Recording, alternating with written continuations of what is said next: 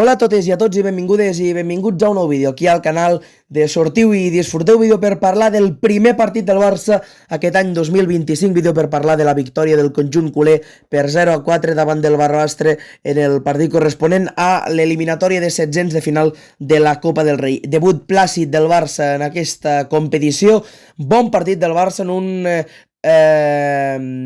partit, en una eliminatòria que a vegades se't pot complicar. Ja sabem com són les eliminatòries de Copa del Rei davant d'equips de menor categoria, camp complicat, amb gespa en un estat força dolent, una afició que anime molt, que ho proteste tot. Si no tanques el partit ràpidament, si no ets capaç de demostrar que ets l'equip de superior categoria i d'imposar la teva qualitat, són partits que se't poden enverinar, se't poden fer molt llargs, i amb una contra, si se't fiquen per davant ja has begut oli. Però jo crec que avui el Barça en tot moment, des de l'inici, des del xiulet inicial, ha sortit a buscar el Barbastre, a demostrar que era un partit important, a donar importància a la Copa del Rei, que jo crec que és quelcom important, i en qüestió de 50-55 minuts el Barça, que ha deixat tancat el partit, ha marcat els 4 gols i ha pogut també donar descans a futbolistes importants que avui hem vist de titulars al Barça. Dono importància a la titularitat de futbolistes avui com Lewandowski, Pedri, Íñigo, Koundé, i jo crec que es pot relacionar aquesta titularitat amb dos factors principals. El primer és que tens una plantilla curta i has tingut baixes, però el segon jo crec també és el missatge que volia transmetre Flick respecte a aquest partit, un partit que pot fer mandra després de les vacances de Nadal davant d'un rival d'inferior categoria, un partit a priori senzill però un partit que s'ha de jugar. El Barça l'any passat a la mateixa ronda davant del mateix equip va patir per eliminar el Barbastre, un partit que es va acabar resolent per 2-3 a les acaballes del partit, i jo crec que el missatge de Flick avui ha calat en els futbolistes que, com comentàvem, des del primer minut han sortit a menjar-se al Barbastro. El Barça ha estat molt superior, ha tingut un partit molt plàcid, el Barbastre que pràcticament ha renunciat a la posició de pilota, després en parlarem quan analitzem les estadístiques, i jo crec que el Barça ha aprofitat bé les seves oportunitats. Sí que és veritat que hagués pogut fer perfectament 2-3 gols més avui els porters del Barbastre, perquè no només ho ha estat el porter titular Arnau, sinó que als últims minuts també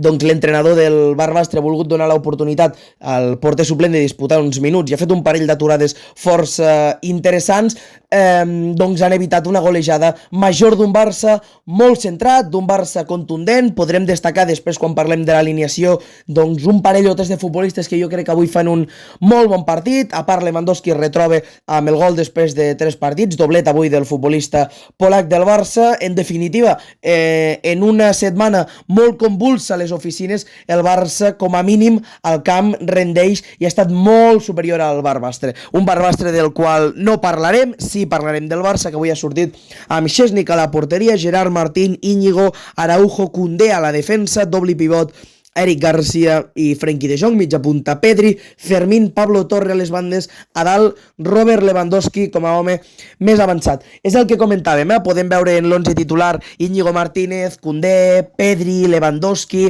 que són futbolistes que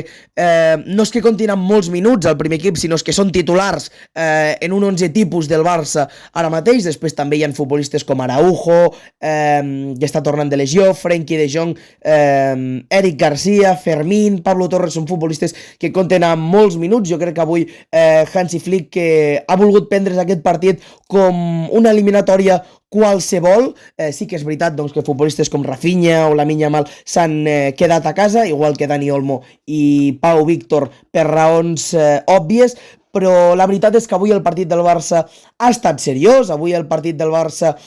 jo crec que no podem ficar-li cap pega. El Barça sabia a quin rival s'enfrontava, sabia quines eren les complicacions del partit i les ha superat amb escreix. Defensivament el Barça que ha patit molt poc, pràcticament nul·la l'aparició del Barbastre en atac. Destacar com no pot ser d'altra manera, el debut de Szczęsny, la reaparició després de lesió i després de molts mesos de Ronald Araujo, que avui ha tornat a tenir minuts com a futbolista del Barça, de fet ha completat els 90 minuts, fantàstica notícia pels interessos del conjunt culer. Al mig del camp, també De Jong ha completat els 90 minuts, igual que Eric Garcia, que ha fet un partidàs, i des del meu punt de vista ha estat el millor juntament amb Pablo Torre. Pablo Torre, que avui